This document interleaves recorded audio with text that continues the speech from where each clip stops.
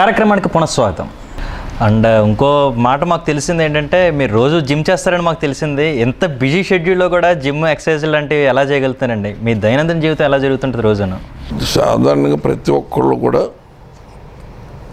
మన ఆరోగ్యాన్ని కాపాడుకోవాలంటే కొంత శారీరక పరిశ్రమ, అంటే ఏదో పెద్ద జిమ్ అంటే మనం పెద్ద కసరత్తులు చేయడం అని కాదు, కానీ రోజుకు ఒక 40 నిమిషాలు ఒక బ్రిస్క్ వాక్, కొంచెం ఏదైనా యోగాసనాలు చేయగలిగిన యోగాసనాలు అలాగా చేయడం, అలా ఒక గంట రోజు మనం కనుక దాని మీద దృష్టి పెడితే ప్రతి ఒక్కరూ ఆరోగ్యాన్ని కాపాడుకోవచ్చు. ఈ ఏదైతే అన్నిటికీ మూలమైన డయాబెటిక్, వాళ్ళ షుగర్ వ్యాధి అన్నది వ్యాధి కాదు, కానీ దాన్ని దగ్గరికి రాకుండా చూసుకుంటే 100 జబ్బుల్లో 95 జబ్బుల్ని అరికెట్టినట్టే భావించాలి. మూలం అన్నిటికీ అదే. అది రాకుండా ఉండాలంటే మనం రోజుకు ఒక గంట దీని మీద దృష్టి పెట్టాలి. అది చేస్తున్నాం, కానీ కొన్ని పని ఒత్తిడిలో మధ్యలో కొద్ది గ్యాప్ వస్తుంది, మళ్ళీ ఇండికేషన్, బాడీ ఇండికేషన్ ఇస్తుంది. కానీ దీనివల్ల ఏమవుతుందంటే మనకి ఆలోచన ధోరణి కూడా మారద్ది.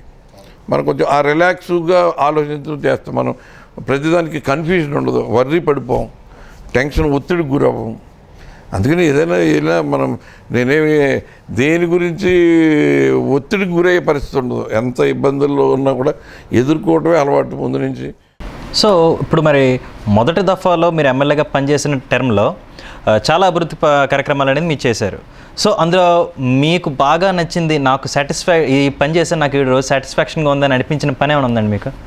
దాంట్లో నాకు బాగా సాటిస్ఫాక్షన్ ఇచ్చింది లా అండ్ ఆర్డర్ని కంట్రోల్ చేసి, అక్క చెల్లెమ్మలు నేను వార్డు మీటింగ్లకి వెళ్ళినప్పుడు ఓపెన్గా చెప్పేవాడు నాకు, తమ్ముడు నువ్వు చేసే కార్యక్రమం బాగుంది,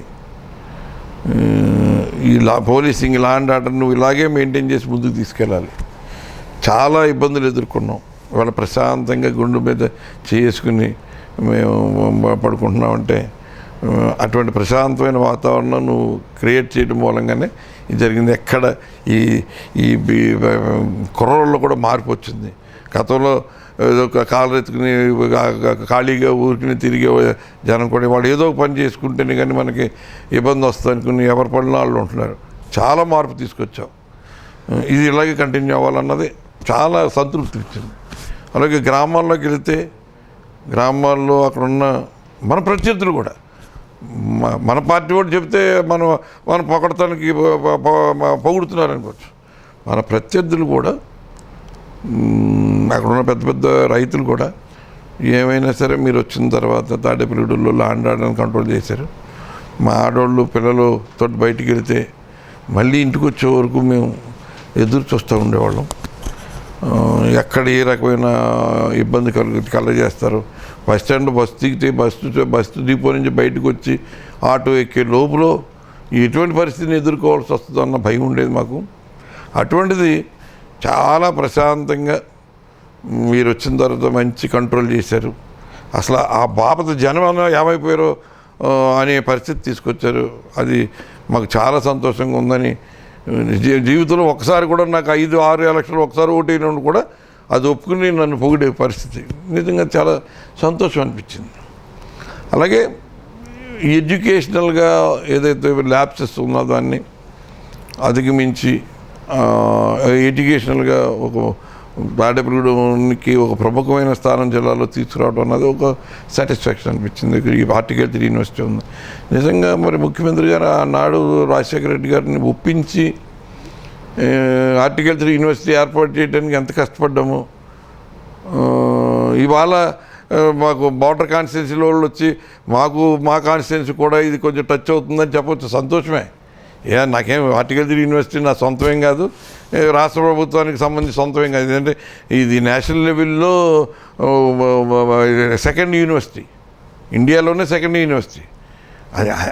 కాదే కష్టపడి సాధించాం. ఈ ప్రాంతానికి ఒక యూనివర్సిటీ పెట్టించాను. మన పిల్లలకి ఏదైనా ఆల్టర్నేటివ్ కోర్సెస్ మెడిసిన్ ఇంజనీరింగే కాకుండా ఇంకా మనం జీవనోపాధికి మనకు సెల్ఫ్ సస్టైన్కి అనేక కోర్సులు ఉన్నాయి, దీంట్లో కూడా మనం వెళ్ళొచ్చు అని పిల్లల్లో ఒక అవగాహన వచ్చింది. మరి ఇప్పుడు మన స్టేట్ డివైడ్ అయిన తర్వాత మన ఏపీని చూసుకున్నట్టయితే 175 కాన్స్టిట్యుయెన్సీస్ ఉన్నాయండి. సో ప్రతి కాన్స్టిట్యుయెన్సీ ఒక డెవలప్మెంట్లో వెళ్ళాలంటే ప్రతి కాన్స్టిట్యుయెన్సీ డెవలప్ అయితేనే మన స్టేట్ అనేది ఒక నెంబర్ 1 స్టేట్గా అవుతుందండి. ఒక ఎక్స్పీరియన్స్డ్ ఎమ్మెల్యేగా ప్రతి ఎమ్మెల్యే ఇలాగుంటే ప్రతి కాన్స్టిట్యుయెన్సీ డెవలప్ అవుద్ది, అలాగే స్టేట్ డెవలప్ అవుద్ది అనేది ఒక మాట. సో ఒక ఎక్స్పీరియన్స్డ్ ఎమ్మెల్యేగా మీరేం చెప్తారు? ఇది నాయకుని బట్టి ఉంటుందండి. నేను 2004లో ఎమ్మెల్యే అయినప్పుడు నిజంగా వాళ్ళ 16 కాన్స్టిట్యున్సీలు ఉండేవి జిల్లాలో. ఒకరి మీద ఒకరు పోటీ పడేవాళ్ళం, ఇది కాన్స్టిట్యున్సీ డెవలప్ చేసుకోవాలన్న ఆతృత. ఆవేళ ఆనాటి ముఖ్యమంత్రి దివంగత నేత స్వర్గీయ రాజశేఖర రెడ్డి గారు కూడా మా యాంగ్జైటీని, మేము పడుతున్న ఆతృతని ఆయన ఎంజాయ్ చేసేవారు. వీలైన ఎంత మ్యాక్సిమం హెల్ప్ చేయాలంటే అంత మ్యాక్సిమం హెల్ప్ చేయడానికి ట్రై చేసేవాడు ఆయన. అలాగా ఆవేళ నాకు జిల్లాలో మొత్తం ఏదో ఒక పత్రిక సర్వే చేసింది, ఈ కాన్స్టిట్యున్సీ జిల్లాలో ఉన్న 16 నియోజకవర్గాల్లో ఎక్కడ బాగా అభివృద్ధి జరిగింది, ఎక్కడ ఎమ్మెల్యే ఇంటరాక్షన్ బాగుంది, ప్రజలతో ఎవరు మైకం అవుతుందంటే అప్పుడు వాళ్ళే ఏదో నెంబర్ 1 స్థానంలో తాడేపల్లిగూడెం ఉందని ప్రకటించే ఒక ప్రముఖ పత్రికే. అంటే అది వాళ్ళు చేశారన్నది కాదు, కానీ ప్రతి విషయంలో కూడా ఒక ఆదర్శవంతంగా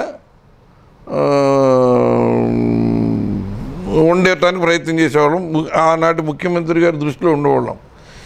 ఏ కార్యక్రమం జరిగినా మన తాడేపల్లిగూడెంలో జరుగుతుంది చూడండి అని దాన్ని మనం ఒక నమూనాగా ఒక మోడల్గా ఆయన నోటంటే చెప్పేవారు. ఇది నేను చెప్పేది నా చెప్పండి ముఖ్యమంత్రిగా చెప్తారే అంటే, కానీ మన వ్యక్తిత్వం కానీ, మనం కష్టపడే తత్వం కానీ, ప్రజలు కలుసుకునేది ఇంటరాక్షన్ విషయంలో కానీ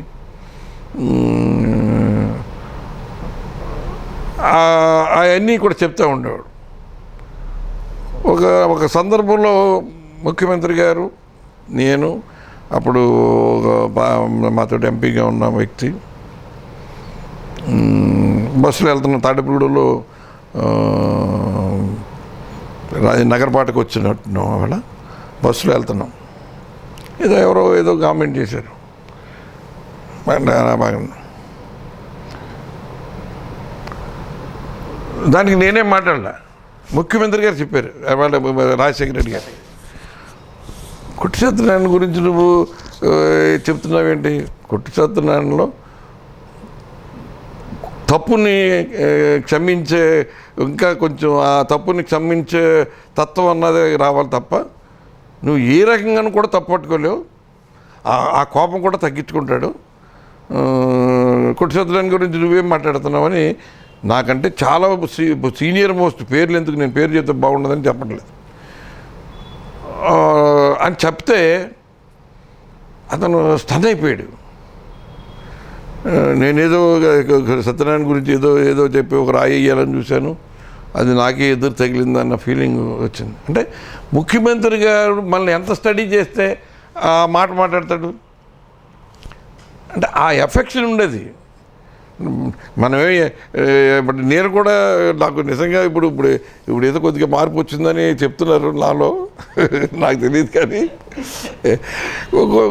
ఆయన వెళ్తే ఏదన్నా తప్పు చేస్తే తిడతాడు అనేదో ఉండేది, కొంచెం కోపం ఎక్కువ. నేను అనేది ఏంటంటే జనరల్గా ఒక సమాజంలో, అంటే నేనేం పెద్ద సమాజోద్ధారకుండా నేను అంటలేదు, కానీ మనకు ప్రజలు బాధ్యత ఇచ్చారు. మన బాధ్యతని నెరవేర్చాలంటే మనలో కొంత ఒక డిసిప్లిన్, ఒక రెస్ట్రిక్షను, మనకు కట్టుబడి బైండ్ ఓవర్ అయ్యాలటం అన్నది అవసరం. అది మనం ఉంటేనే కదా మనం ఎవరికైనా చెప్పగలుగుతాం అనుకుంటాను నేను. సార్, ఇప్పుడు మన తాడేపల్లిగూడెంలో చూసుకున్నట్టే నిట్ ఏర్పాటు చేయడానికి ఒక ల్యాండ్ బ్యాంక్ అనేది మీరు ఏర్పాటు చేసే చాలా ఉంది కాబట్టి నిట్ ఏర్పాటు చేయగలిగారు. సో ఎలా చేయగలిగారండి అది? అండ్ దట్టు ఇంకో థింగ్, ఇప్పుడు ప్రజెంట్ ఇప్పుడు జిల్లా కూడా ఒక జిల్లా కేంద్రం కానీ జిల్లా వైద్యశాల ఏర్పాటు కానీ మీరు ఎలాంటి కృషి చేస్తున్నారు ఇప్పుడు ప్రజెంట్? నేను 2004లో శాసనసభ్యుడు అయ్యే నాటికి ఏదైతే విమానాశ్రయ భూములుగా 653 ఎకరాలు 1942 ముందు సెకండ్ వరల్డ్ వార్ ముందు ఇక్కడ ఒక వార్కి సంబంధించిన యుద్ధ విమానాలని కోసం ఉపయోగించుకోవడం కోసం ఒక ఎయిర్ స్ట్రిప్ని రాష్ట్రంలో చాలా చోట్ల నిర్మాణం చేశారు. దాంట్లో తాడేపల్లిగూడెంలో నిర్మాణం చేసిన విమానాశ్రయం మరి 2100 మీటర్ల రన్వే తోటి చాలా ప్రముఖంగా నిర్మాణం చేయడం జరిగింది. దానికి ఈ 653 ఎకరాలకు సంబంధించి నేను వచ్చే టైంకి కొంతమంది అధికారుల ప్రమేయం కానీ, రాజకీయ నాయకుల ప్రమేయం కానీ, అక్కడ పనిచేస్తున్న సిబ్బంది ప్రమేయంతో ఈ ప్రభుత్వానికి సంబంధించిన భూములన్నీ కూడా అన్యాయకాంతం అయిపోయి కబ్జాదారుల చేతులకు వెళ్ళిపోయినాయి. నేను వచ్చిన తర్వాత ఇది చాలా అన్యాయం, ఇది ప్రభుత్వానికి సంబంధించిన భూములు, విలువైన భూములు, మనం దీన్ని మళ్ళీ ప్రభుత్వ ఆధీనంలోకి తీసుకురావాలని అంటే అంతకుముందు కొంతమంది అధికారుల ప్రమేయంతో వెళ్ళిపోయినాయి. మళ్ళీ నేను మంచి అధికారులని ఏర్పాటు చేసుకుని ఆ అధికారుల సహకారంతో మొత్తం 653 ఎకరాలకు సంబంధించిన భూములన్నీ కూడా మనం మళ్ళీ ప్రభుత్వ అధీనంలోకి తీసుకురావడం జరిగింది. దానికి సంబంధించి చాలా శ్రమపడ్డాం. అంటే చాలా నిష్పక్షపాతంగా వ్యవహరించవలసి వచ్చింది నాకు. ఎక్కడ ఒక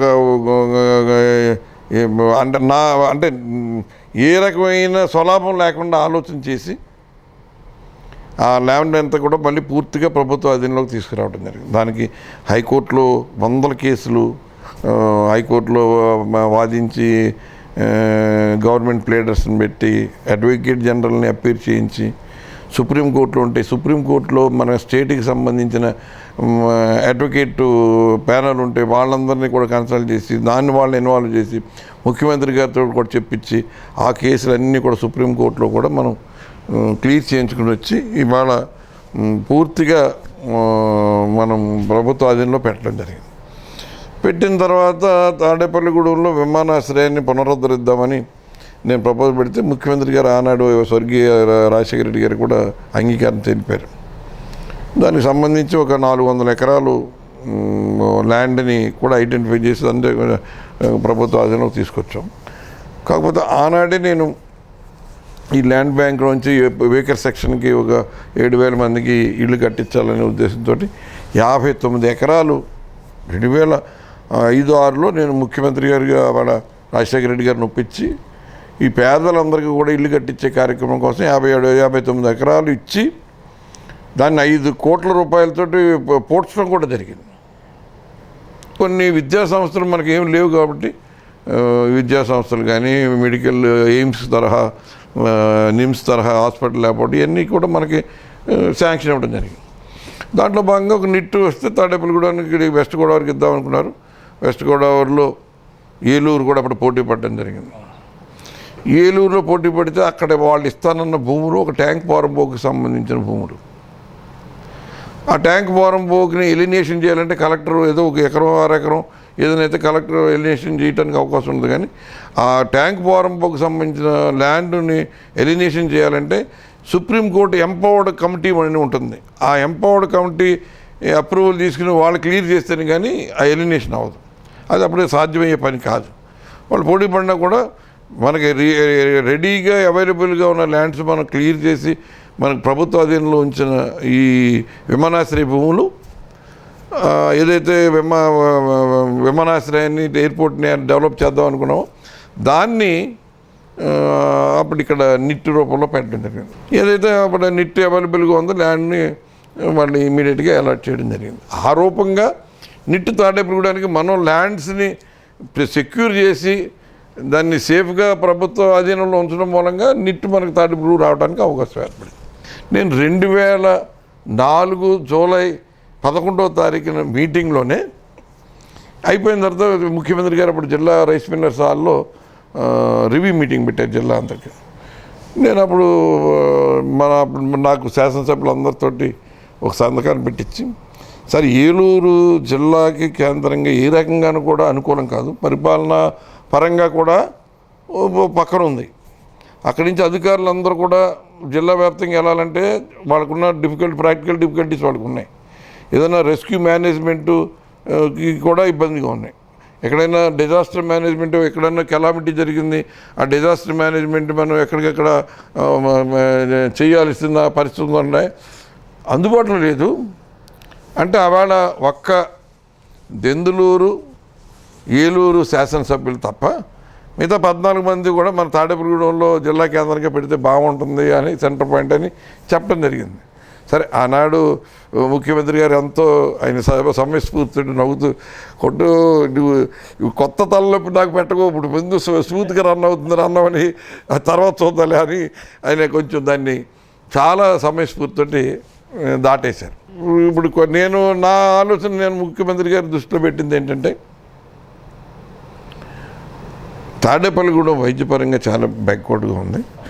ఇవాళ మీరు ఏలూరులో గత ప్రభుత్వ హయాంలోనే అక్కడ మెడికల్ కాలేజీకి గ్రీన్ సిగ్నల్ ఇవ్వడం జరిగింది. అక్కడ ప్రైవేట్ మెడికల్ కాలేజ్ ఉన్న ఒక ప్రభుత్వానికి సంబంధించిన మెడికల్ కాలేజీ ఏలూరులో ఏర్పాటు చేయడానికి ఆనాటి ప్రభుత్వంలో కూడా అప్పుడు తాడేపల్లిగూడెంలో ఇక్కడ మంత్రి హోదాలో ఉన్న వ్యక్తి కూడా మా తాడేపల్లిగూడ పెట్టండి అని కూడా చెప్పడం జరిగింది. కానీ ఇక్కడ కూడా సాధించలేదు. అక్కడ ఏలూరులో ఆయన శాంక్షన్ ఇవ్వడం జరిగింది. ఇక్కడ 100 రోజులు 1,00,000 సంతకాలు సేకరిస్తున్నామని ఇక్కడ ఉద్యమాలు దీక్షలు కూడా చేశారు వీళ్ళు. అని వాళ్ళు చేయరు కదా. తాడేపల్లిగూడెం అయితే సెంటర్ పాయింట్. ఏలూరు ఏ రకంగానూ కూడా జిల్లాకి అందుబాటులో ఉండదు.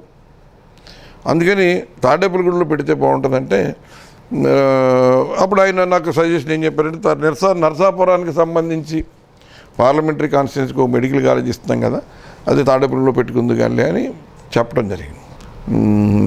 అసలు తాడేపల్లిగూడానికి ఉన్న ఇంపార్టెన్స్ మీరు రికగ్నైజ్ చేయండి అని ఆయనకి నేను చెప్పే విధానంలో చెప్పాను. చెప్పిన తర్వాత ఆయన పూర్తి అంగీకారంతో తాడేపల్లిగూడెంలో మెడికల్ కాలేజ్కి గ్రీన్ సిగ్నల్ ఇవ్వడం జరిగింది. ఆ రకంగా మెడికల్ కాలేజీకి ఏర్పాటు చేశాం. అయిన తర్వాత నేను మళ్ళీ ఇంకో ప్రపోజల్ ఏమైందంటే, జిల్లా కేంద్రం గతంలో అప్పుడు ఇక్కడ ప్రపోజల్ వచ్చింది, ఇప్పటికైనా సరే నరసాపురం పార్లమెంటరీ కాన్స్టిట్యున్సీ పేరు ఏదైనా ఆ పేరు కూడా లాస్ట్ డీలిమిటేషన్లో తాడేపల్లిగూడెన్ని బేస్ చేసుకుని మార్చాలని ఒక ప్రపోజల్ కూడా నడిచింది. కాకపోతే అప్పుడు కమిటీలో ఒక సభ్యుడు తాడేపల్లిగూడెం పేరు రావడం ఏంటనేది దాన్ని నరసాపురం కిందే ఉంచేయడానికే ఎక్కువ మొగ్గు చూపడం జరిగింది. మనం వాళ్ళకుండే పర్సనల్ దీనికి దానికి అంత మాత్రం చేత సముద్ర తీరంలో ఉన్న నరసాపురం జిల్లా అడ్మినిస్ట్రేటివ్ సెంటర్గా ఏ రకంగానూ కూడా, అంటే అక్కడ ఉన్న వాళ్ళకి అనుకూలంగా కనిపించవచ్చు, అది వేరే విషయం. జిల్లా యూనిట్గా 7 కాన్స్టిట్యున్సీ యూనిట్గా తీసుకుంటే అది అంత సౌకర్యంగా ఉండదు. అలాగే మెడికల్ కాలేజ్ పరంగా వెళ్ళాలంటే ఇప్పుడు అక్కడి నుంచి ఫర్దర్గా ఎక్కడికైనా వెళ్ళాలంటే ఎక్కడి నుంచి ఎక్కడికి వెళ్తారు? అంత సముద్ర ఒడ్డు. నరసాపురం కాన్స్టిట్యున్సీ వరకు అది ఉపయోగపడవచ్చు, పక్కన ఏదన్నా కొంతవరకు పాలకొల్లు కాన్స్టిట్యున్సీకి ఉపయోగపడవచ్చు. మిగిలిన 5 కాన్స్టిట్యున్సీలు ఎక్కడ చూసినా కూడా ఫర్దర్గా ప్రొసీడ్ అవ్వాలంటే కన్వీనియన్స్. ఇప్పుడు తాడేపల్లిగూడెం అంటే ఇక్కడి నుంచి ఎక్కడికైనా బెటర్ ట్రీట్మెంట్కు ఇంకోటికో వెళ్ళాలి. ఇక్కడి నుంచి ఎయిర్ కనెక్టివిటీ, ఇక్కడి నుంచి రాజమండ్రి గంట, ఇక్కడి నుంచి గన్నవరం గంటపావు, మెయిన్ లైన్, ఇక్కడి నుంచి అన్ని ట్రైన్స్ ఉన్నాయి, హైవే ఉంది, మంచి అప్లాండ్కి అందుబాటులో ఉంటుంది, డెల్టాకి అందుబాటులో ఉంటుంది అని చెప్పాము. దాన్ని కన్విన్స్ అయ్యాడు ఆయన. అలాగే జిల్లా కేంద్రంగా కూడా ఇక్కడ నేను ల్యాండ్స్ అన్నీ కూడా ప్రిజర్వ్ చేసి పెట్టాను. నేను నా దృష్టిలో ఇప్పటికైనా జిల్లా కేంద్రం తాడేపల్లిగూడెం అవ్వాలన్న ఉద్దేశంతో కలెక్టరేట్ కోసం ఎంతో అనుకూలమైన గజం 50,000 రూపాయలు చేసే ల్యాండ్ని అలాగే సేవ్ చేసుకుంటూ జాగ్రత్తగా కాపాడుకుంటూ వస్తూ ఉన్నాం. ఈ రకంగా ఏంటంటే ప్రభుత్వ భూములకి కాపలాగా ఉంటున్నాం 2004 నుంచి. ఇవాళ కూడా ఇప్పుడు మెడికల్ కాలేజ్ వచ్చినా కూడా మనకి జిల్లా కేంద్రంగా ఉండాలంటే తాడేపల్లిగూడెంకి సంబంధించి మంచి అనువైన ల్యాండ్ ఇవ్వడానికి ఇప్పుడు కూడా సిద్ధమే నేను.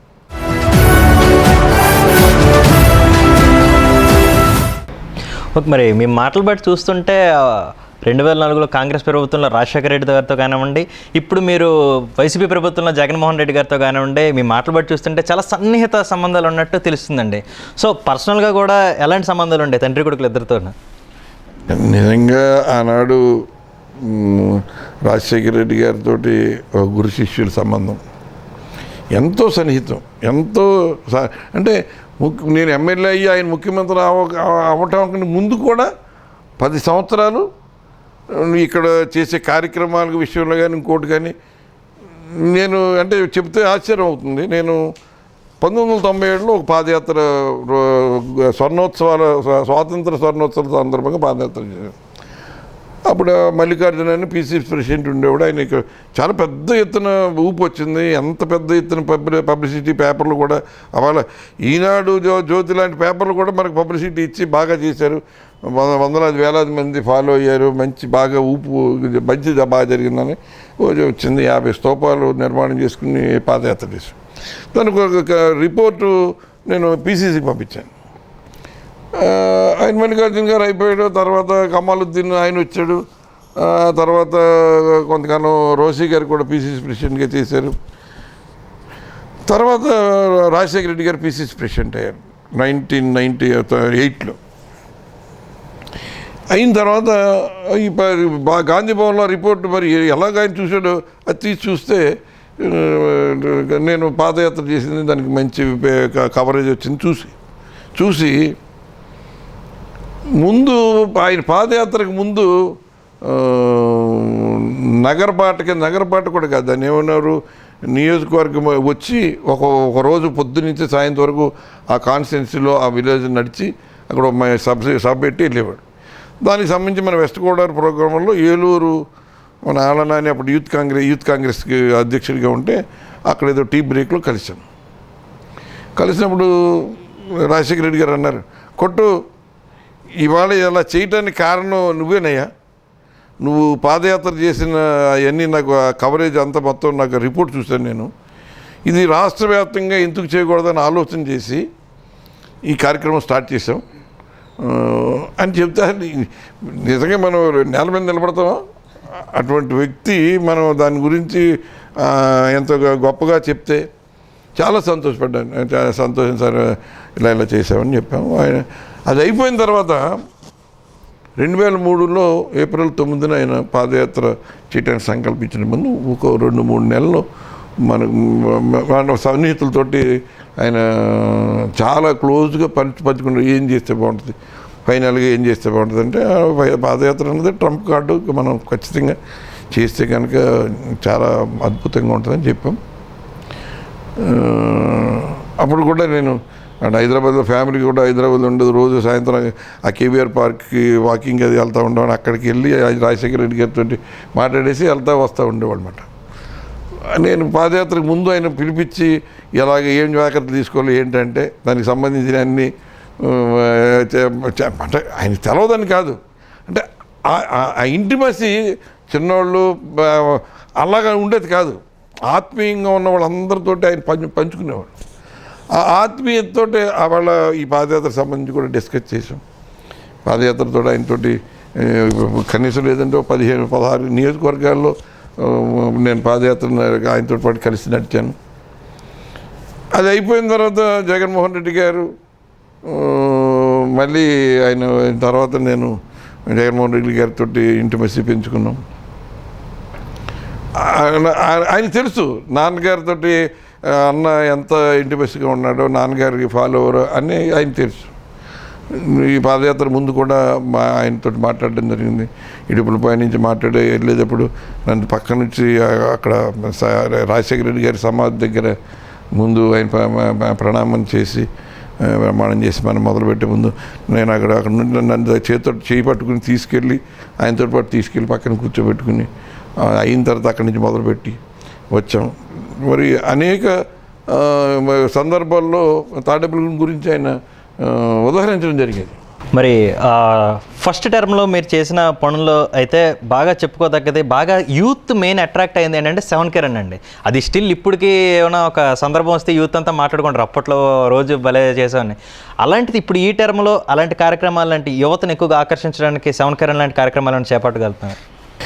ఖచ్చితంగా ఆవేళ సెవెన్ కిరణ్ పెట్టడానికి ప్రధానమైన కారణం ఏంటంటే ప్రజల్లో వ్యాయామం పట్ల, మార్నింగ్ వాక్ పట్ల ఒక అవగాహన తీసుకొస్తే స్టూడెంట్ స్కూలింగ్ దగ్గర నుంచి జూనియర్ కాలేజ్ లెవెల్ నుంచి కాలేజ్ స్టూడెంట్స్ దగ్గర నుంచి పేరెంట్స్లోనూ వాళ్ళ తల్లిదండ్రుల్లోనూ అవగాహన కల్పించడం కోసం అందరూ ఏజ్ రెస్ట్రిక్షన్ లేకుండా అబోవ్ 7th క్లాస్ నుంచి అప్ టు 70, 80 ఇయర్స్ వరకు అందరిని ఇన్వాల్వ్ చేసాం.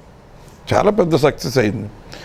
నేను ఇప్పుడు మళ్ళీ 2019లో ఎలక్ట్ అయిన తర్వాత ఆలోచించాం, కానీ నాకు అప్పుడు కొంచెం షార్ట్ పీరియడ్, దీనికి ఎవరైనా ఒక సెలబ్రిటీని తీసుకురావాలంటే ఆ సెలబ్రిటీకి సంబంధించి ప్రయత్నాలు చేసాము, కానీ కొంచెం మ్యాచ్ అవ్వలేదు. ఇందాక మా అబ్బాయి చెప్పినట్టుగా విఎస్ లక్ష్మణ్ తీసుకొద్దామని అనుకుంటే అతనికి ఆస్ట్రేలియా టూర్ ఏదో వస్తే అక్కడికి వెళ్ళటం జరిగింది. 2020 చేద్దామంటేనేమో ఈ మహమ్మారి కరోనా వచ్చి అందరినీ ఇబ్బంది పెట్టింది. మనం ఏ రకంగానూ కూడా సామూహిక కార్యక్రమాలు చేయడానికి ఇక్కడ వీలు లేని పరిస్థితి, ప్రభుత్వ నిబంధనలు కానీ ఇంకోటి కానీ ఉంది. మరి నాకైతే నాకు అందరినీ ఇంటరాక్ట్ చేసి అందరూ ఒక కుటుంబంలాగా, తాడేపల్లిగూడెం అంటే ఒక కుటుంబంలాగా ఉంటామని మెసేజ్ ఇవ్వాలనే పరిస్థితి ఎప్పుడు ఉంటుంది. అందుకనే ఆ కార్యక్రమం చేస్తే ఖచ్చితంగా అసలు ఆశ్చర్యపోయారు మనం చేసిన ప్రోగ్రాం చూసి. వచ్చిన సెలబ్రిటీస్ కానీ ఆ తర్వాత ఎన్ని సందర్భాలు ఎక్కడికి వెళ్ళినా వాళ్ళు చెప్తూనే ఉంటారు. ఇప్పటికీ అభివృద్ధిని కనపడితే, అన్న మీరు చేసింది తాడేపల్లిగూడెం అంటే చిన్న టౌన్లో ఎంత పెద్ద ప్రోగ్రాం చేసావు నువ్వు అని అడుగుతూ ఉంటాడు. అలాగే ఏంటంటే వాళ్ళు కూడా ఆశ్చర్యంగా ఉంటుంది. ఇప్పుడు హైదరాబాద్లో 10K రన్ చేయటం వేరు, అది కాస్మోపాలిటన్ మెట్రోపాలిటన్ సిటీ అది. కానీ ఒక టౌన్ తాడేపల్లిగూడెం అంటే మిడిల్ టౌన్. ఇప్పుడు ఇవాళ విజయవాడ, విశాఖపట్నం కాదు కదా. అటువంటి ఆ టైంలో అప్పుడు కూడా 20-25 వేల మంది గ్యాదర్ చేయటం అన్నది నిజంగా పిల్లల్లో కూడా ఒక పండగోత్సాహం వాతావరణం ఉండేది. ఎప్పుడు మనకి జనవరి 26 ఎందుకు పెట్టేవాడంటే ఏ రోజు వచ్చినా హాలిడే ఉంటుంది పిల్లలకి, స్కూల్స్కి, ఆఫీస్కి అందరూ పార్టిసిపేట్ చేయడానికి అవకాశం ఉంటుంది. అది కూడా మనకి వింటర్కి వెళ్ళిపోయే పరిస్థితి, ఎక్కువ ఎండ ఉండకుండా, ఎక్కువ చలి ఉండకుండా ఉండే టైం అని పర్టికులర్గా రిపబ్లిక్ డే నాడు జనవరి 26నే నిర్ణయించడం జరిగింది. మన మామూలుగా అయితే Hyderabad 10K run November 2nd వీక్లో జరుగుద్ది, అరౌండ్ 10th అలాగా నవంబర్లో. బట్ మనకి నేను అందరినీ పార్టిసిపేట్ చేయించాలనే ఉద్దేశంతో December 26 పెట్టడం జరిగింది. తప్పనిసరిగా భవిష్యత్తులో ఆలోచన చేసి అందరినీ ఇంటరాక్ట్ అయ్యేలాగా తాడేపల్లిగూడెం ప్రజలందరినీ ఒక ఏకతాటి మీద నడిపించి, మాదంతా సమిష్టి కుటుంబం, మేమంతా ఏదైనా మా తాడేపల్లిగూడెం అభివృద్ధికి కానీ డెవలప్మెంట్కి కానీ ఒక మంచి సమాజానికి తయారు చేయడానికి మేమంతా కలిసికట్టుకుంటాం అనిపించే ప్రయత్నం మళ్ళీ ఇంకోసారి చేస్తాను. ఖచ్చితంగా అందరినీ కలుపుకుని ముందుకు వెళ్తానని కూడా ఈ సందర్భంగా నేను తెలియజేస్తాను. కార్యక్రమంలో చిన్న బ్రేక్ తీసుకుందాం. బ్రేక్ తర్వాత మిగిలిన కార్యక్రమాన్ని కంటిన్యూ చేద్దాం.